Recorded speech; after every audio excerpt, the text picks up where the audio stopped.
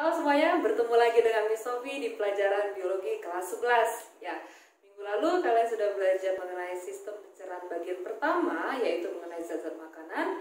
Kali ini kita lanjut ke sistem pencernaan bagian kedua. Nah, di bagian kedua dari bab sistem pencernaan ini kita akan membahas mengenai alat-alat pencernaan, proses pencernaan, dan gangguan atau kelainan yang terjadi pada sistem pencernaan. Kita mulai ya, ini penjelasannya.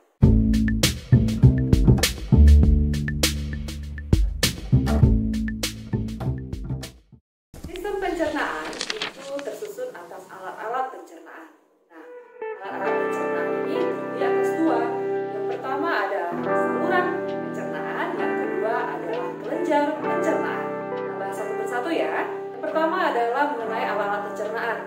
Kalian bisa melihat gambarnya di buku halaman 188. Alat pencernaan itu dibagi menjadi dua. Yang pertama adalah saluran, yang kedua adalah kelenjar pencernaan. Saluran pencernaan itu dimulai dari mulut sampai ke anus. Ya, kita bahas seperti yang kalian sudah pelajari waktu SMP. Mulut itu melakukan pencernaan secara mekanik dan kimiawi. Kenapa bisa begitu? Ya, pada mulut itu terdapat organ-organ yang membantu dalam proses pencernaan. Yang pertama adalah gigi. Ya, gigi itu melakukan proses pencernaan secara mekanis. Dibantu oleh beberapa macam jenis gigi seperti yang sudah kalian pelajari dulu, yaitu ada gigi seri, gigi taring, dan gigi geraham. Ya, Miss tidak akan jelaskan apa fungsinya karena seharusnya kalian sudah tahu. Ya. Kemudian gigi itu pada awalnya terbentuk pada usia 6 bulan, yaitu disebut dengan gigi susu yang jumlahnya hanya 20. Kemudian gigi susu tersebut akan berganti menjadi gigi tetap. Ya. Fungsi lidah adalah yang pertama memiliki papila yang berfungsi sebagai reseptor perasa. Kemudian fungsi lidah juga untuk membolak-balikkan makanan yang ada di mulut dan sebagai indera pengecap. Ya. Kenapa disebut sebagai memiliki indera pengecap? Karena memiliki reseptor atau papila tadi. Oke. Selanjutnya yang masih di dalam mulut ada kelenjar ludah. Nah, tadi di awal Miss sudah jelaskan bahwa mulut itu terjadi pencernaan secara mekanik dan kimiawi. Mekaniknya dibantu oleh gigi, nah kimiawinya ini dibantu oleh kelenjar ludah. Ya, kita memiliki 3 macam kelenjar ludah. Ya, ketiga dari kelenjar ini memiliki fungsi untuk menghasilkan enzim. Ada yang tahu apa nama enzimnya? Ya, enzimnya disebut dengan enzim petialin. Ya. Enzim petialin ini berfungsi untuk mengubah minum menjadi glukosa. Sehingga kalau kalian ingin mengunyah nasi di dalam mulut, lama-kelamaan nasi tersebut akan berasa manis ya. Itu karena enzim petialin sudah berfungsi untuk memecah amilum yang berada dalam nasi itu menjadi glukosa sehingga berasa manis. Setelah makanan dicerna dari rongga mulut, tersebut akan masuk ke kerongkongan atau dikenal dengan esofagus. Ya, seperti yang sudah kalian pelajari sebelumnya di SMP bahwa di kerongkongan atau esofagus itu terjadi gerakan yang disebut dengan gerakan peristaltik. Nah, apa yang bisa menyebabkan hal itu bisa terjadi? Ya, jadi kerongkongan itu tersusun atas 2 otot ya, otot polos dan otot lurik. Jadi 2/3 dari komponen penyusun dari otot kerongkongan itu adalah otot lurik, sedangkan sepertiganya adalah otot polos. Nah, otot lurik pada kerongkongan ini ada 2, yaitu otot memanjang dengan otot melingkar. Nah, kedua otot tersebutlah yang akan menggerakkan gerakan peristaltik tadi, nah, sehingga makanan bisa didorong ke lambung. Lambung ini terdapat di rongga perut sebelah kiri, ya. Dia bentuknya menggelembung dan terletak di dekat dengan hati. Okay. Lambung itu dilihat dari strukturnya itu ada 3 bagian ya. Bagian paling atas yang paling dekat dengan hati itu adalah bagian kardiak. Kemudian bagian tengahnya adalah bagian fundus dan bagian paling bawahnya adalah pilorus. Pada bagian kardiak ya itu terdapat klep. Penyusunnya adalah otot namanya otot sphincter ya. Nah, apa Apa gunanya sphincter ini? Gunanya adalah agar makanan yang sudah sampai ke lambung itu tidak naik kembali ke esofagus atau ke kerongkong. Nah, di bagian tengah dari lambung atau fundus itu menghasilkan getah lambung. Nah, getah lambung ini akan mensekresikan asam klorida atau dikenal dengan HCl atau asam lambung. Asam lambung ini memiliki berbagai macam fungsi. Yang pertama, karena dia asam ya, kandungan pH-nya asam, maka dia berfungsi untuk membunuh kuman-kuman penyakit yang masuk melalui makanan. Yang kedua, fungsinya adalah untuk mengaktifkan pepsinogen menjadi pepsin, sehingga pepsin ini akan mengubah protein menjadi pepton. Selain enzim pepsin, ada juga namanya enzim renin ya, yang dihasilkan oleh lambung. Nah, enzim renin ini berfungsi untuk mengendapkan kasein susu. Kemudian di bagian bawah dari lambung atau bagian pilorus itu terdapat sphincter ya, atau sphincter lagi atau klep ya. Jadi fungsinya adalah di lambung ini terjadi pencernaan secara kimiawi dan mekanis. Kimiawi dibantu oleh enzim yang sudah dijelaskan tadi, sedangkan mekanis itu dibantu oleh gerakan prismatik. Makanan yang sudah dicerna di dalam lambung itu disebut dengan thymus atau bubur.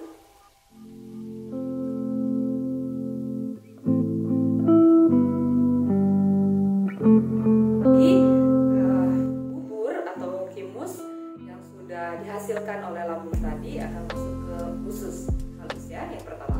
Oke, usus halus atau intestinum tenum ya. Usus halus itu panjangnya 8,25 meter. Di atas 3 bagian. Yang pertama adalah usus 12 jari, yang kedua adalah usus kosong, dan yang ketiga adalah usus penyerapan.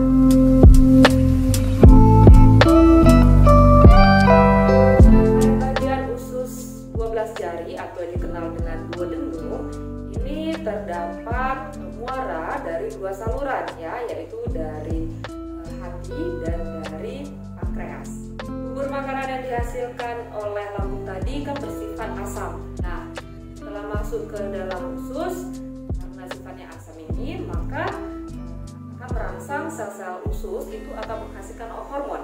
Ada 2 hormon yang dihasilkannya, yaitu sekretin dan kolesistokinin. Apa fungsi dari kedua hormon tersebut?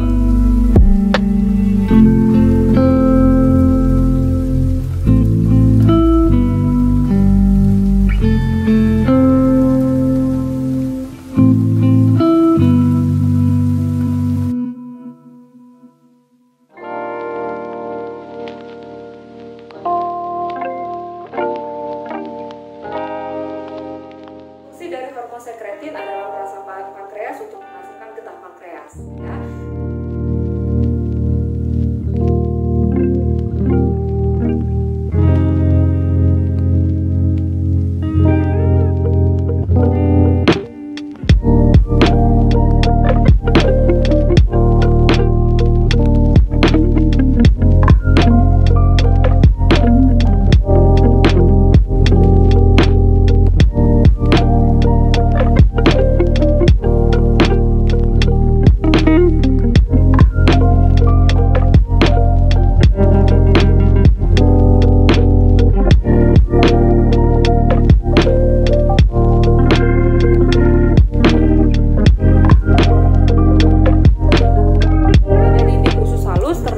Sel-sel kelenjar atau kelenjar Lieberkühn. Nah, kelenjar ini akan menghasilkan getah usus itu sebanyak 3 liter setiap hari. Getah ini bersifat basah dan mengandung berbagai macam enzim. Yang pertama adalah enzim erepsinogen. Erepsinogen ini berfungsi untuk mengaktifkan erepsin yang berfungsi untuk menghidrolisis pepton menjadi asam amino. Kedua ada disakaridase. Enzim ini berfungsi untuk menghidrolisis disakarida menjadi monosakarida. Yang ketiga adalah lipase usus yang berfungsi untuk menghidrolisis lemak menjadi asam lemak dan gliserol. Keempat adalah heterokinase, berfungsi untuk mengaktifkan enzim yang belum aktif. Misalnya nih, tripsinogen menjadi tripsin.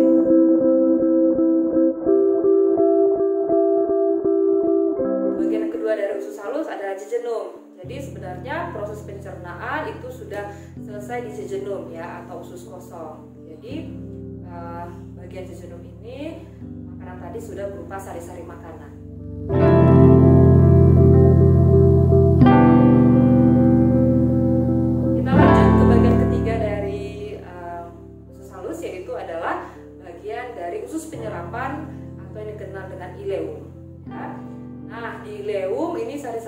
makanan akan diserap oleh jonjot usus. Ya.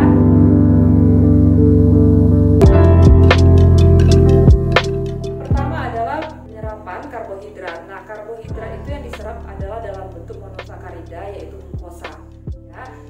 Glukosa ini akan dibawa menuju ke hati. Sebagiannya akan digunakan untuk hasil energi dan sebagiannya lagi akan disimpan dalam bentuk glikogen. Nah, proses pengaturan kadar gula di dalam darah ini diatur oleh hormon insulin. Ya. Kalau lemak ini sari-sari makanan tadi berupa lemak ini akan dipecah menjadi asam lemak dan gliserol. Kedua hasilnya ini akan dibawa oleh pembuluh getah bening yang ada di usus atau pembuluh kil namanya. Asam lemak dan gliserol ini nanti akan diserap melalui jonjot usus dan akan diedarkan melalui vena. Ya. Selanjutnya penyerapan protein. Nah, protein ini diserap dalam bentuk asam amino. Ya. Asam amino ini sama seperti glukosa itu akan diserap dan akan dibawa oleh pembuluh darah. Dan asam amino ini akan diedarkan ke seluruh tubuh. Jadi sisa-sisa dari makanan yang tidak diserap oleh ileum atau usus halus tadi, maka sisa-sisanya akan lanjut ke usus besar. Nah, antara usus halus dan usus besar itu terdapat sekum. Nah, sekum ini dikenal dengan usus buntu, ya. Di bagian usus buntu ini terdapat tambahan yaitu appendix. Jadi kalau ada sisa-sisa makanan kita yang masuk ke dalam appendix itu tidak bisa keluar. Nah, tapi jangan khawatir, di situ ada klep atau berbentuk seperti cincin yang disebut dengan empang Bowdini, ya. Berfungsi agar makanan itu tidak bisa masuk. Oke. Nah, selanjutnya usus di dalam usus besar itu tersusun atas otot yang sangat tebal yang disebut dengan kolon. Nah, kolon ini terbagi atas 3. Yang pertama adalah kolon naik, kolon mendatar, dan kolon turun. Nah, di bagian usus besar ini juga terjadi proses penyerapan air jika sisa makanan kita tadi kelebihan air, atau juga bisa pemberian air jika makanan kita kurang air. Ya. Kemudian terjadi proses pembusukan dibantu oleh bakteri yaitu Escherichia coli. Ya, anus ini merupakan saluran pembuangan, ya, pembuangan akhir dari sisa-sisa makanan kita. Jadi sisa-sisa makanan yang berada di usus besar bagian akhir yaitu daerah rektum itu akan terdorong, ya, mengalami gerakan peristaltik dan terdorong menuju ke anus, ya. Anus terjadi pengeluaran feses. Selanjutnya kita akan membahas mengenai gangguan atau penyakit yang menyerang pada sistem pencernaan, ya. Mungkin beberapa penyakit atau gangguan ini sudah sering kalian alami, ya. Yang pertama adalah sariawan. Ya, mungkin kalian sudah tahu sariawan itu terjadi karena kekurangan vitamin C, ya. Kemudian yang paling sering nih kalian alami yaitu adalah MAH. Ya, MAH ini kalian sering mengatakan bahwa terlambat makan. Ya, kenapa bisa menyebabkan sakit kalau tidak terlambat makan? Karena produksi HCl atau asam klorida yang ada di lambung itu terlalu banyak, ya.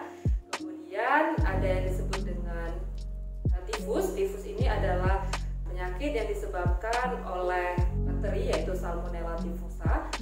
Ya. Kemudian ada diare. Diare ini terjadi jika penyerapan air itu terlalu sedikit. Sedangkan kalau penyerapan air terlalu banyak di usus besar, maka akan terjadi konstipasi, ya, konstipasi atau yang dikenal dengan sembelit. Oke. Kemudian ada lagi yang disebut dengan gondongan, ya.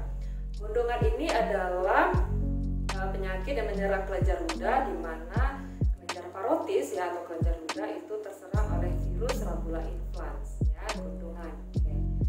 Kemudian ada namanya dengan usus buntu. Nah, ini juga sering sekali terjadi.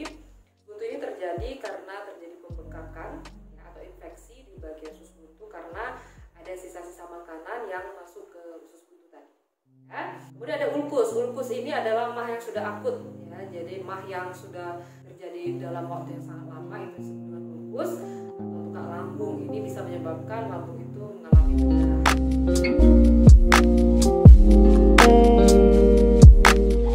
Selain pencernaan pada manusia, ada satu lagi pencernaan yang harus kalian pelajari, yaitu mengenai pencernaan pada hewan ruminansia. Apa sih hewan ruminansia itu?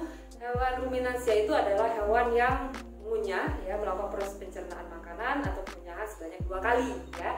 Mungkin kalian sudah belajar di SMP, salah satu contoh hewan ruminansia adalah sapi, ya.